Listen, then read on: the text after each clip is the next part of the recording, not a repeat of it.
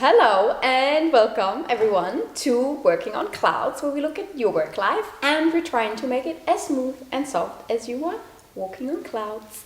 And today we are feeling the fear and we are doing it anyways. I love these expressions. I know somehow I have lots of expressions I love if you watch some of my videos. But feel the fear and do it anyways is actually based on a book by Susan Jeffers. The book is quite a few years old, but I still love it.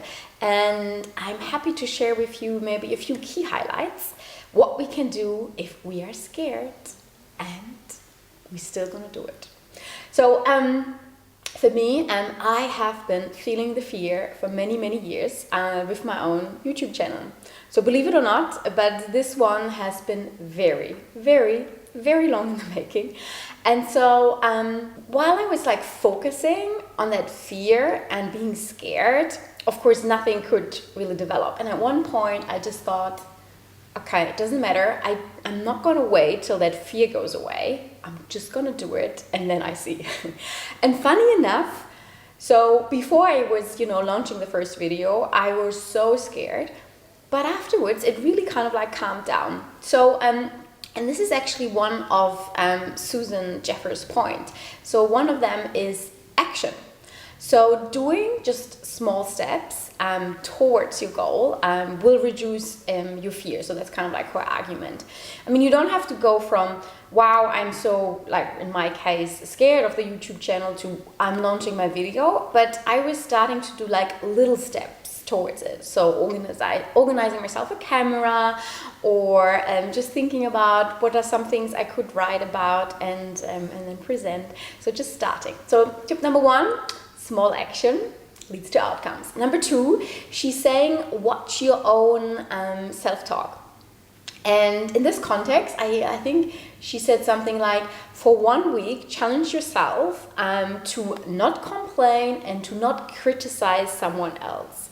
What does this have to do with our self-talk? So I actually have to say 1 week is probably quite hard. So maybe start with 1 day and watch yourself not to complain for 1 day. And you will probably be surprised that we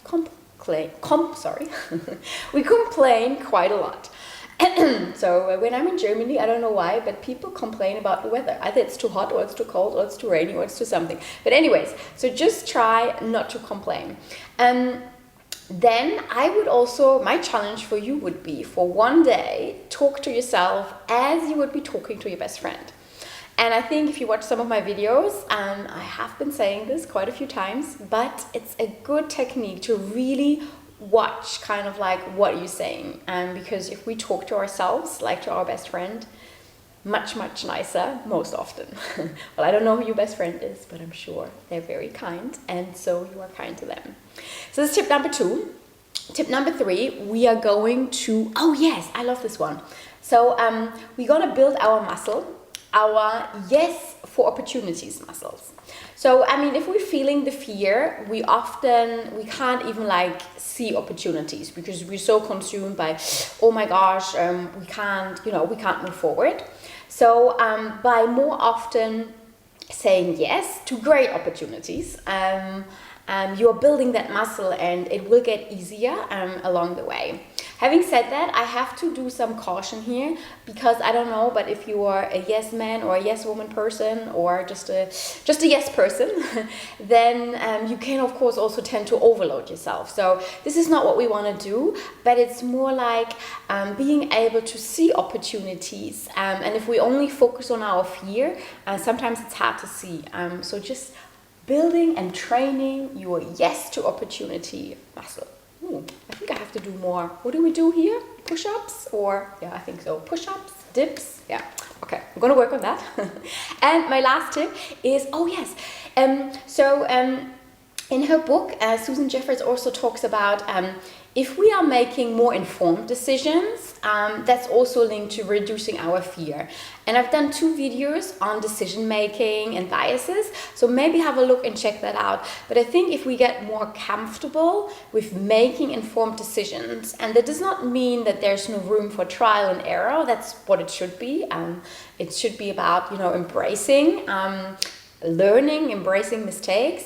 But if you do informed decisions, so where you're aware of your biases and where you kind of like do your research, then you're also in a better position, and that will reduce the fear. So in summary, it's okay to feel the fear, because I think this is for a lot of us. And I also think, something that might be fearful for you might be not fearful for another person. So, but don't be judgmental, so don't be too harsh on yourself.